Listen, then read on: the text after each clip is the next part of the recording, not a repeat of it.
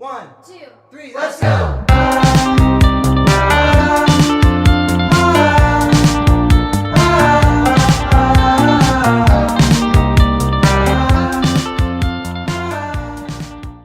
Hey everyone, my name is Prab. My name is Moaz. This is our second video for our religion series on the Smart Stats podcast. If you didn't know, we started a new series called the Religion Series. In this, both Prab and I talk about religious and controversial topics from a religious point of view and then a personal point of view. And I am a Sikh and Moaz is a Muslim.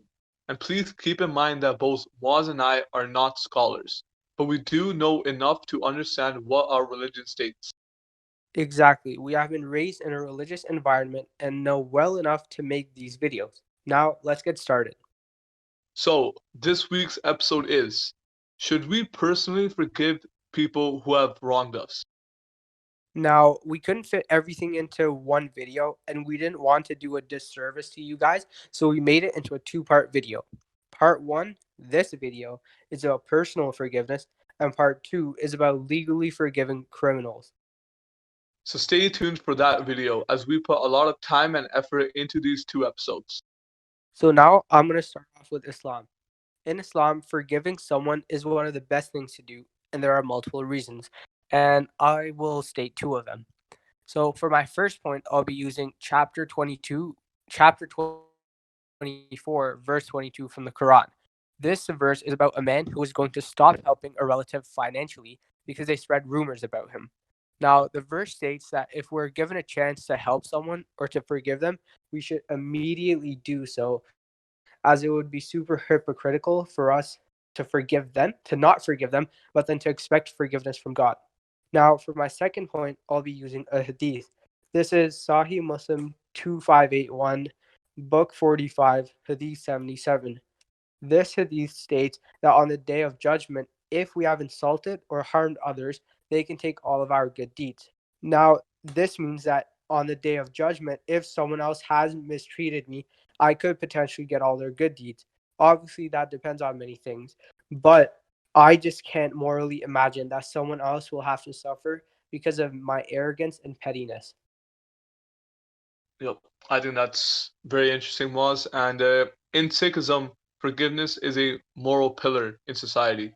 And in today's world, this is one that is most needed. As we know, in today's world, you have to be very careful about what you say, just in case we might offend someone. And we find it more difficult to forgive someone as time passes. And in the Guru Granth Sahib, there are several quotes that state things about forgiveness. For example, forgiveness is fundamentally a moral relation between self and others.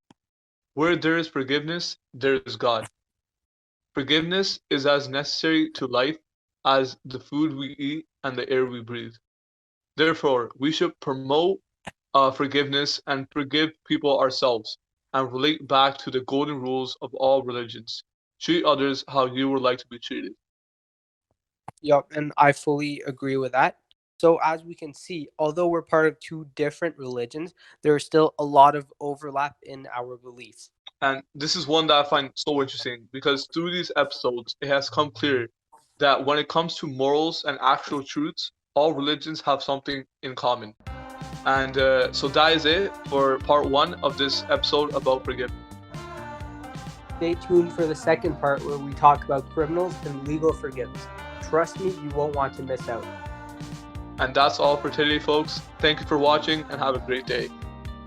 We'll see you next time.